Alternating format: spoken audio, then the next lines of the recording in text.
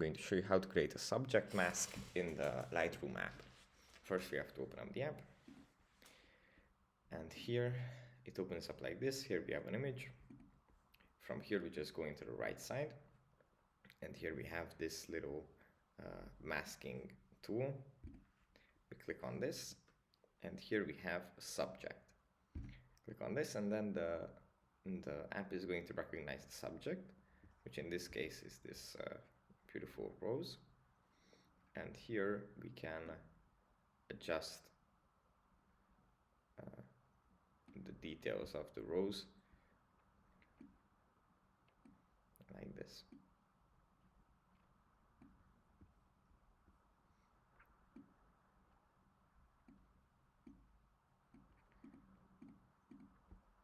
That's it for this video. I hope it was helpful for you guys, and I'll see you in the next one.